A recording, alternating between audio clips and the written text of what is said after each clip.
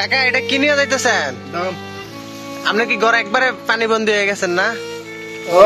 পূর্ব সতর্কতা ছাড়াই ত্রিপুরার ডুম্বুর বাঁধের দরজা খোলার কারণে বাংলাদেশের লাখ লাখ মানুষ যখন নিদারুণ কষ্টে দিন কাটাচ্ছে, ঠিক তখনই নিষ্ঠুর রসিকতার খেলায় মেতেছে সে দেশের গণমাধ্যমগুলো।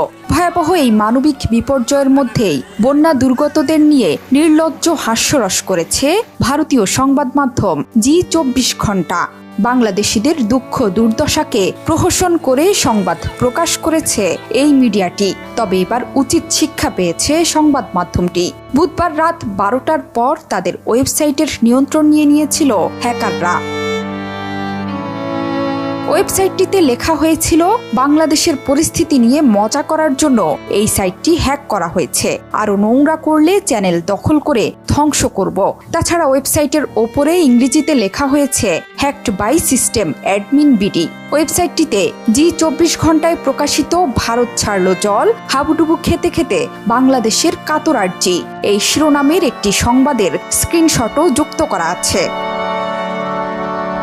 ভারতের ত্রিপুরার ডুম্বুর বাঁধের দরজা খুলে দেওয়ার কারণে স্মরণকালের ভয়াবহ বিপর্যয়ের মুখোমুখি হয়েছে বাংলাদেশ। সবশেষ 1993 সালে অর্থাৎ 31 বছর আগে এই জলবিদ্যুৎ প্রকল্পের জলকপাট খোলা হয়েছিল।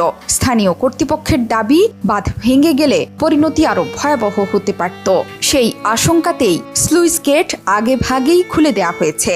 কিন্তু তাদের এই যুক্তি কতটুকু গ্রহণযোগ্য প্রশ্ন উঠেছে বাংলাদেশে। কারণ গেল 5 আগস্ট শেখ হাসিনাকে উৎখাতের পর নানাভাবে বাংলাদেশের ভাবমূর্তি ক্ষুণ্ণের খেলায় মেতেছিল ভারত। এর মাঝে বৈরী আবহাওয়া এবং অতিবৃষ্টির সুযোগ নিয়ে বাংলাদেশকে ডোবাতে এবার বাঁধের গেট খুলে দিয়েছে দেশটি। কোনো রকম পূর্ব সতর্কতা ছাড়া ভারতের এমন হঠকারী সিদ্ধান্তে স্মরণকালের ভয়াবহ বন্যার কবলে বাংলাদেশের লাখ লাখ মানুষ। সতর্কতা না থাকায় মানুষের মধ্যে ছিল না কোনো প্রস্তুতি। বর্তমানে নিদারুণ কষ্টে দিন কাটাচ্ছে বন্যা কবলিত এলাকার মানুষ। আর বাংলাদেশের মানুষের অসহায়ত্বের সুযোগ নিয়ে এমন ঘৃণ্য মজায় মেতে উঠেছে ভারতীয় গণমাধ্যমগুলো। সাধারণ নিরীহ মানুষের কষ্টের দিনে তাদের এই বর্বরতা দেখে রীতিমতো হতবাক মানুষ। এরই মধ্যে ডুবেছে বাংলাদেশের ফেনী, নোয়াখালী, কুমিল্লা সহ 8টি জেলা। মুহুরী, কহুয়া ও সিলোনিয়া নদীর বন্যা নিয়ন্ত্রণ বাঁধের ভাঙ্গনস্থল দিয়ে প্রবল বেগে পানি প্রবেশ করতে থাকায় ডুবছে একের পর এক জনপদ। সবগুলো নদীর পানি বিপদসীমার উপরে। বিদ্যুৎ বিচ্ছিন্ন ফেনীর 3.5 লাখেরও বেশি মানুষ। বন্যা পরিস্থিতির অবনতি হওয়ায় বন্ধ যোগাযোগ ব্যবস্থা। চরম দুর্ভোগ ও আতঙ্কে দিন কাটাচ্ছেন স্থানীয় বাসিন্দারা।